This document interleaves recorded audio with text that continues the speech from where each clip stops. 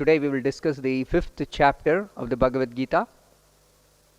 The title of the 5th chapter is Karma Yoga, Action in Krishna Consciousness. In the beginning of this chapter, Arjuna asks a question from Krishna. Just like in the 3rd chapter, Arjuna was confused.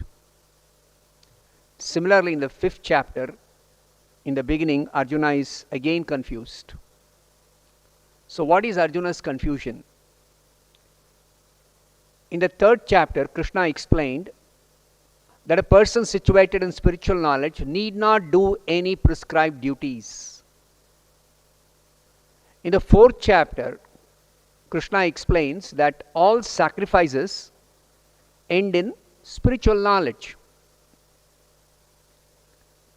But at the end of the 4th chapter, Krishna advised Arjuna to fight.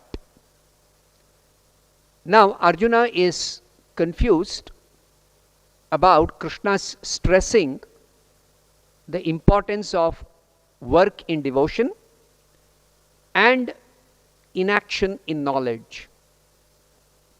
Inaction in knowledge means one who is situated in spiritual understanding need not do any duties.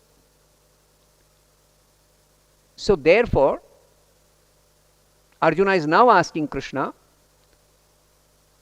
tell me definitively which of the two paths is more beneficial for me. This is what Arjuna is asking. Arjuna is confused because for him, work and renunciation appear to be opposite. To clear up Arjuna's confusion, Krishna explains in this 5th chapter about devotional work in full knowledge is without any reaction. Devotional work in full knowledge is without any reaction. And it is therefore the same as renunciation of work, which is also aimed at becoming free from all reactions. But Krishna says, of these two paths, the path of devotional work and the path of renunciation of work, of the two paths, devotional work is better. Now, why devotional work is better, I'll tell a little later. Before that, Krishna explains what is the consciousness of a person who works in devotion. Such a person does not have any likes or dislikes for the results of his activities. He is always renounced as regards the result of his activity. He is free from all dualities like and dislike. And in this way, he easily overcomes bondage and is completely liberated. Now, these two paths, the path of devotional work and the path of renunciation of work, they have got a common goal. What is the common goal? Common goal is Vishnu. How do we understand this?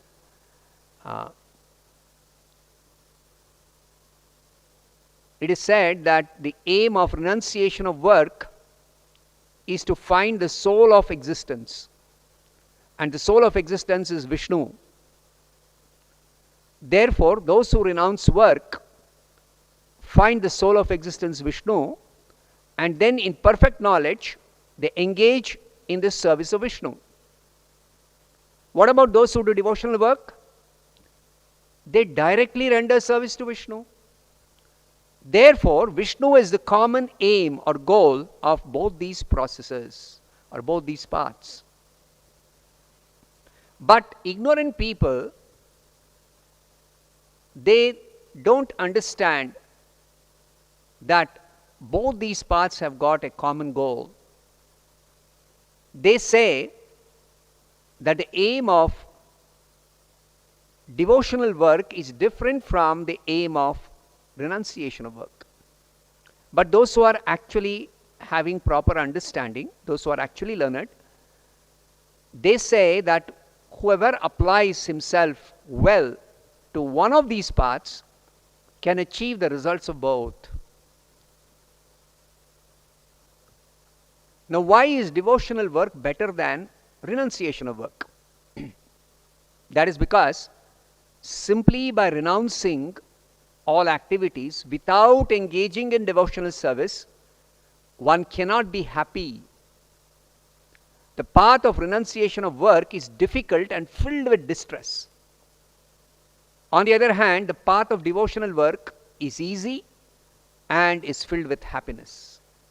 See the contrast? Devotional work is easy and one can do it happily. Renunciation work is difficult and also it is distressful. Therefore, Krishna says the path of devotional work is better than the path of renunciation work. Now, the superiority of the path of devotional work is established by Krishna when he describes the characteristics of a person who is engaged in this devotional work. He says, one who works in devotion is a pure soul and he controls his mind and senses. He is dear to everyone and everyone is dear to him. Though always working, such a person is never entangled in any reactions.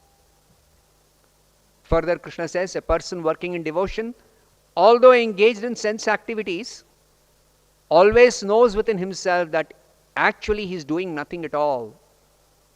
Because while he is working, he always knows that only his senses are engaged with their objects and he is aloof from them. Such a person does not want any enjoyment from his senses. That is because his senses are engaged in different activities only for the satisfaction of Krishna. That is the spirit of devotional work. Such a person performs his duty without attachment and surrenders the result of his work to Krishna. Now, this theme of surrendering the result of one's work to Krishna is there throughout the Bhagavad Gita. Even in the last chapter, in the 18th chapter also, Krishna will describe this. One should surrender the results of his work to Krishna. Because if one works in this way, then he is unaffected by any sinful reaction. As the lotus leaf, though remaining in water, is untouched by water. This is a special characteristic of a lotus leaf. If you have seen, water cannot remain on a lotus leaf. Therefore, even if it is within water, it is actually never getting wet.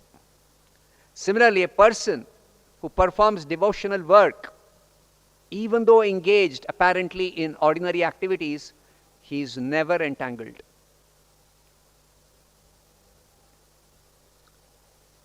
Those who work in devotion, they act with their body, mind, intelligence and senses without any attachment, only for the purpose of purification.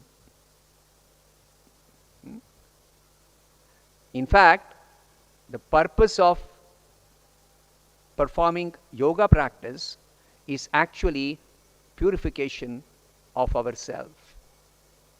Material existence means we are contaminated, and one who wants liberation from material bondage must purify his existence.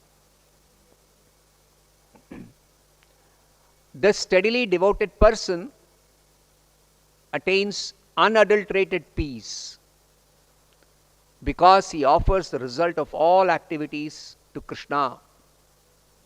Whereas a person who does not offer his results to Krishna but is greedy for the results of his work for himself, he becomes entangled and he can never be peaceful.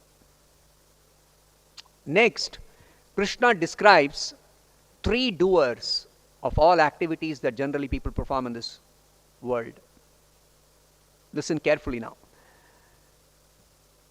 Generally, a person who works, performs any action, he thinks he is the only doer of all actions that he does. He thinks, I am the only doer.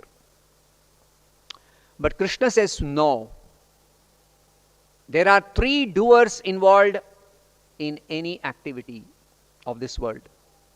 Who are the three doers? The first doer is the person who desires to do something. The second doer is the super soul. The super soul is sitting in everybody's heart. So that super soul, who is the Supreme Lord himself, Krishna, he is the second doer. The third doer is material nature, Prakriti, material nature. Now the reality is that a person can only desire to do something, some activity. After that, what happens? Vishnu as the super soul, or Krishna as the super soul, he has to sanction that activity. He is seated in the heart of every person. Let's say I desire to lift my hand. Let me give an example. Now when I desire to lift my hand, Krishna in my heart has to sanction that, yes, you may lift your hand. And then what happens? After I desire, Krishna sanctions, material nature actually does the real work of lifting the hand. But due to false ego, ahankara, I think that I am lifting my hand. Whenever I desire to lift my hand, I lift my hand. But you all know, supposing a person has got a paralytic stroke, when he desires to lift his hand, can he lift his hand? He cannot. So that proves that he is not really in control of his hand, or for that matter, the whole body. So Krishna explains, this body is under the control of material nature. This body is made up of the elements of material nature. It is controlled by material nature, and material nature is working exactly according to the directions of Krishna as super soul. Therefore, we should remember, any activity has got three doers. I can only desire to do something. After I desire, it is dependent on the sanction of the activity to be carried out by material nature. The sanctioner is Krishna as the super soul. Then the actual action is carried out by material nature. So you should always remember three doers. So what is the implication of that understanding? So Krishna explains, if a person actually is detached from his body, then whatever the activities of the body, whatever the result of the actions of the body, the actions and reactions of the body, a detached person is completely unaffected. Whereas a person who is in ignorance has to suffer the reactions of the body. So Krishna says, one should be detached from the body and the bodily actions and reactions. That way, you don't have to suffer due to this body. Next, Krishna describes how do people who perform devotional work progress on this path to get complete liberation. This is the definite path, the best path for attaining complete liberation from material bondage. But how does a person progress on the path of liberation? That he explains. He says, when one's intelligence, mind, faith and refuge are all fixed in Krishna, or in other words, when one is fully Krishna conscious, such a person becomes cleansed of all contamination within their heart through attaining complete perfect knowledge. Then such a person makes steady progress on the path of liberation. By virtue of true knowledge, such a person who is progressing on the devotional path, he sees with equal vision a learned Brahmana, a cow, an elephant, a dog and a dog eater. What does this mean? This means that within every type of living being, there is the actual spirit soul. And the person who is having this true knowledge, he sees the spirit soul. He does not see the body. That means he does not recognize the differences in the body, external body. He understands that every living being is ultimately spirit soul. And the Supreme Lord, Krishna, is seated in the heart of every living being as Paramatma, equally, without any distinction. It is not that Krishna is seated as Paramatma only in the heart of humans. No. He is seated in the heart of humans, he is seated in the heart of animals, he is seated in the heart of insects. Every living being, Krishna is seated as Paramatma, Super Soul, in their heart. So this is recognized by a person who is situated in true knowledge, who is having proper understanding.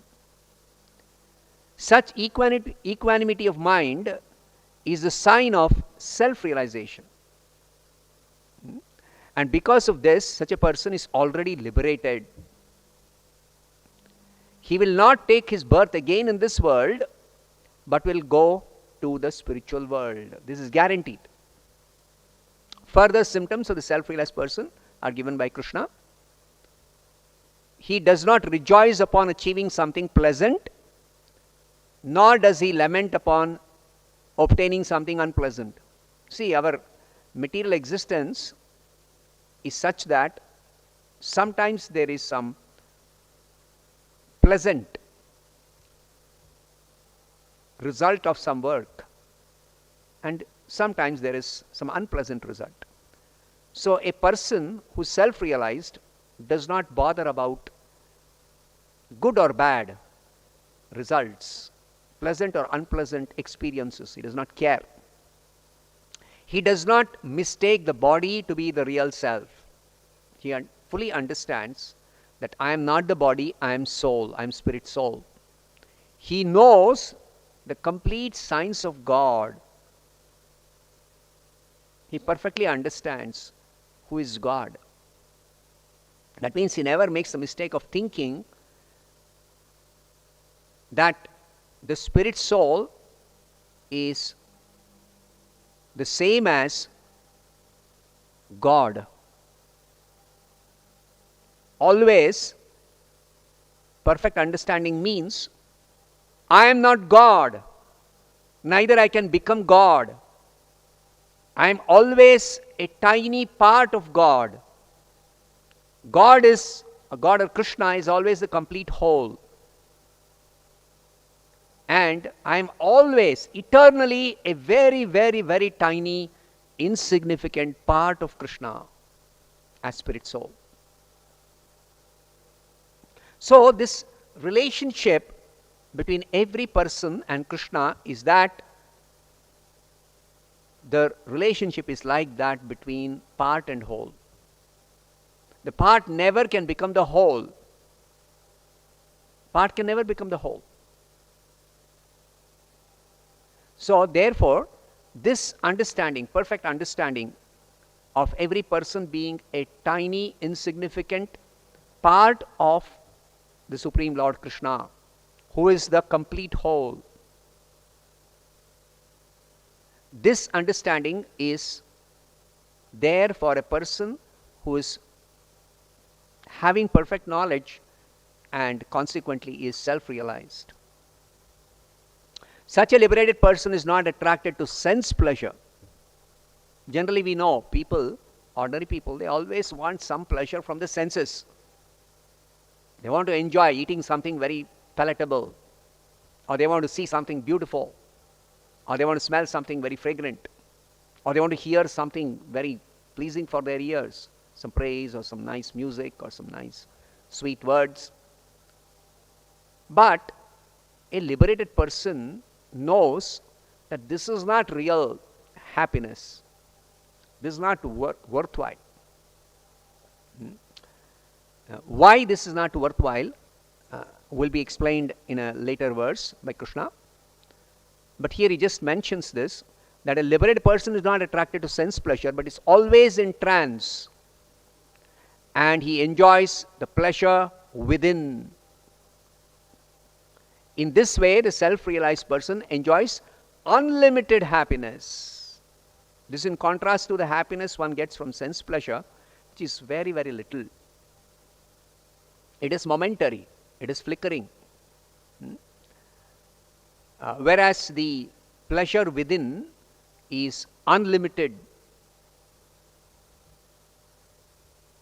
A self-realized person does not take part in the sources of misery which are due to contact with the sense objects. See, sense pleasure is basically senses coming in contact with the sense objects. Such pleasures, sense pleasures, have a beginning and an end, and therefore the wise man never takes delight in them. This is the reason why Krishna explains a self-realized soul does not take sense pleasure very seriously. It is very, very little. It's meager. And it is just a temporary, flickering, momentary sensation. That's all. That's why you see people always seeking happiness in this world. They are seeking happiness. I want happiness. I want happiness. I want happiness. Even if you already have had happiness, it will not last. Now, what is the nature of this pleasure within? It is unlimited. It is unending. It's so attractive, actually, this kind of pleasure within. Further, Krishna says, before giving up this present body, such a self-realized soul is able to tolerate the urges of the senses and check the force of desire and anger. In this way, he is well situated and is happy in this world.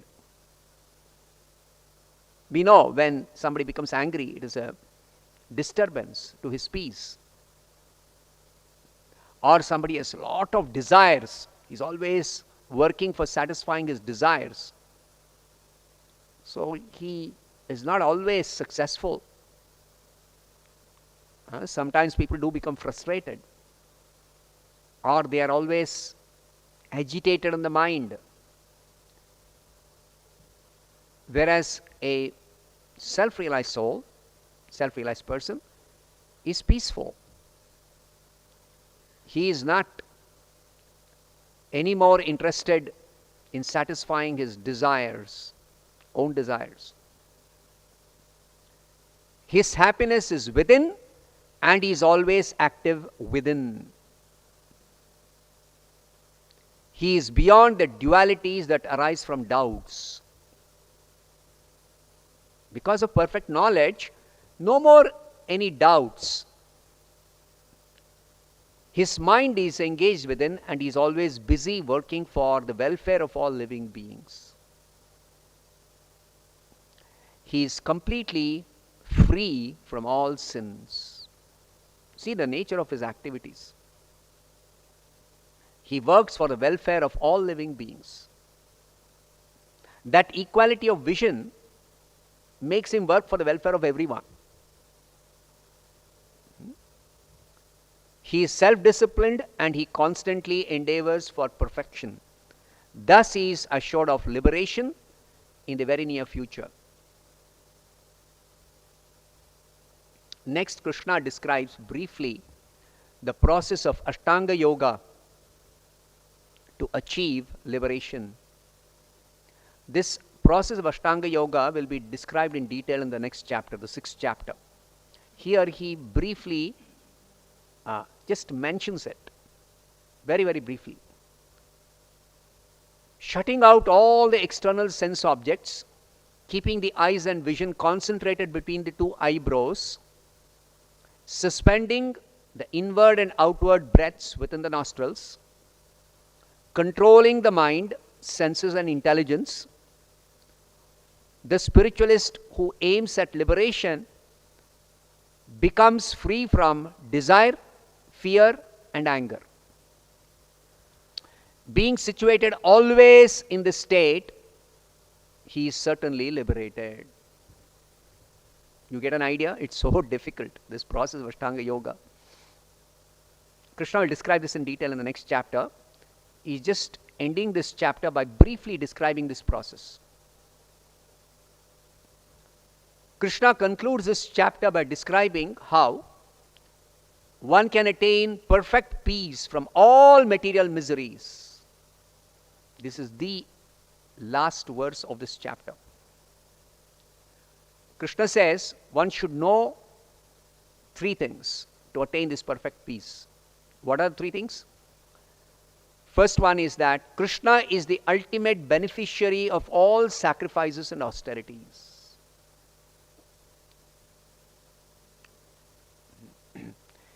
In every sacrifice, even though some sacrifice may be done for some devata, Indra Yajna, Chandi Homa, so many different types of sacrifices are there in the Vedas. But this is one secret that Krishna is mentioning here. Ultimately, Krishna is the Yajneshwara. Krishna is the Lord of all sacrifices. Because it is He only who awards the results of all sacrifices. This was explained in the 4th chapter. Krishna only awards the results. Even the devatas to whom some sacrifice may be offered, they are dependent on Krishna's sanction. They are not independent. Final sanction is by Krishna. So, Krishna is the ultimate beneficiary of all sacrifices and even all austerities. If somebody does some austerity, for whatever purpose, that austerity can be successful only if Krishna awards the result.